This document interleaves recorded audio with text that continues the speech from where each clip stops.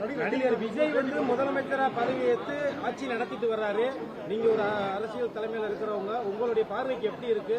அவருடைய ஆட்சி நடப்புகள் எப்படி இருக்கு? நேரடியா சந்திச்சிருப்பீங்க. இல்லைங்க, 2 நாள்ல சொல்லக்கூடியது ஜோசியமா தான் இருக்க முடியும். 6 நாள்ல சொல்லக்கூடியது அப்படிதான் இருக்க முடியும். 15 நாள்லயும் அப்படிதான் இருக்க முடியும். அதான் ஒரு 6 மாசம் டைம் கொடுக்க வேண்டாமா? புதியவர்கள் வந்திருக்காங்க நிறைய பேர். அதனால புதியவர்கள்ங்கிறது புதுசு கிடையாது அரசியலுக்கு. சுதந்திரம் இந்தியா கிடைச்ச போது எல்லாருமே புதிய மினிஸ்டர்ஸ் தான்.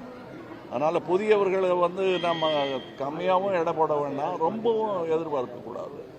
என்ன நடக்குமோங்கிறத பார்த்துக்கிட்டு நீங்க தானே ஓட்டு போட்டீங்க, நீங்க தான் அது நல்லபடியா நடக்குதாங்கிறது நீங்க தான் கவனிக்கணும், நாங்களும் கண்காணிக்கிறோம். இல்ல சார், திராவிட கட்சிகள் இல்லாத ஒரு புதிய ஆட்சியை கொண்டு வந்திருக்காரு. இது தமிழ்நாட்டில் இருந்து தமிழ் பேசுற ஒருத்தர் கட்சி ஆரம்பிச்சா அது பேர் திராவிட கட்சி தான் என்ன பொறுத்தவரையிலும்.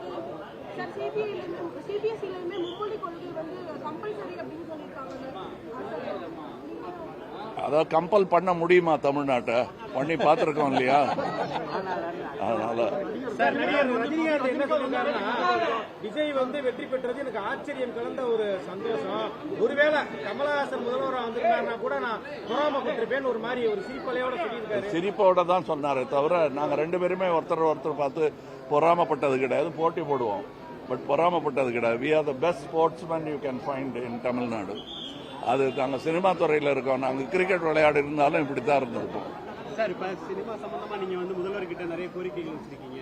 அதுல ஒன்று முக்கியமானது என்னன்றது இல்லையே, அதுதான் இருக்கேன். நீங்க படிச்சு கூட பார்க்க மாட்டேங்க.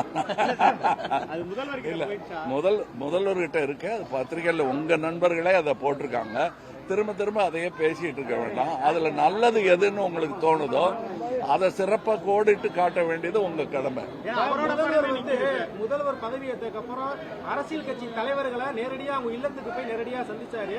இதுல எடப்பாடி பழனிசாமியை சந்திக்கல அப்படின்றது ஒரு பேசு பொருளா இருக்கு. 25 பேர் அவங்க கூட போறதா சொல்லியிருக்காங்க. இதுல கொரோனா பிரச்சனைகள் இருக்கு, யார் தலைமைன்றது எங்களுக்கு தெரியலன்ற மாதிரி நீங்க எப்படி பாக்குறீங்க அந்த அணுகுமுறையை? உங்களை மாதிரி தான் பாக்குறேன், வேடிக்கை பாக்குறேன். நன்றி.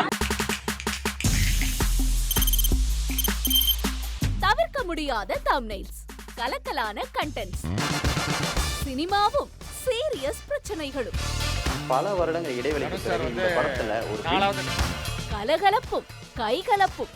Me too, love you. Thank you so much. Mass ஏத்துறது போயிட்டே தான் இருக்காரே தவிர பிரேக்கே இல்லாமல் பிரேக்கிங் நியூஸ் சொல்லும் தந்தி டிவி ஆப். இன்ஸ்டா தலைமுறை வரை இறங்கி அடிக்கும் தந்தி டிவியின் டிஜிட்டல் எக்ஸ்க்ளூசிவ்.